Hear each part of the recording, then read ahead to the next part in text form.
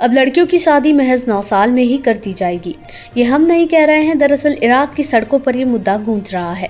आपको बता दें, इराक की सरकार एक नया कानून लाने की तैयारी कर रही है, जिसमें लड़कियों की शादी की उम्र घटाकर 9 साल कर दी गई है।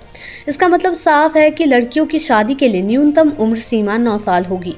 इस कानून का ड्राफ्ट इराक की संसद में पेश किया गया है।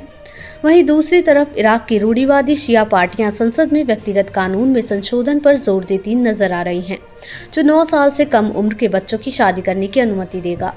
वहीं दूसरी तरफ मामले को लेकर वुमेन्स राइट ऑर्गेनाइजेशन बेहद परेशान नजर आ रहा है। Women and human right organisation का मानना है कि पुरुष प्रधान समाज का एक रूढ़िवादी सोच का कट्टर उदाहरण है। सबसे पहले उस कानून पर नजर डालते हैं जिसे बदलने का प्रस्ताव इस्लामिस्ट पार्टियों ने रखा है। कुछ मीडिया रिपोर्ट्स की माने तो 1959 के व्यक्तिगत स्थिति कानून यानी कानून संख्या 188 में संशोधन पर विचार किया जा रहा है।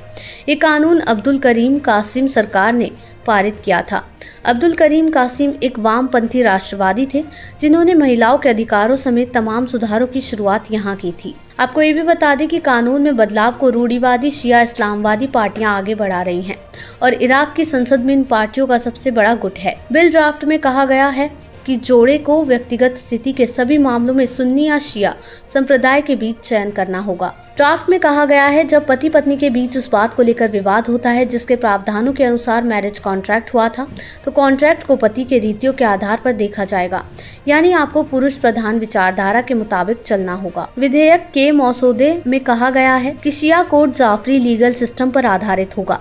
जाफरी कानून का नाम छठे शिया इमाम जाफर अल सादिक के नाम पर रखा गया है। इसमें निकाह, तलाक, विरासत और गोद लेने के नियम हैं। ये 9 साल की लड़कियों और 15 साल के लड़कों की शादी की इजाजत देता है। इराकी संसद में मसौदा विधेयक निर्दलीय सांसद रायद अल मलिकी ने पेश किया है।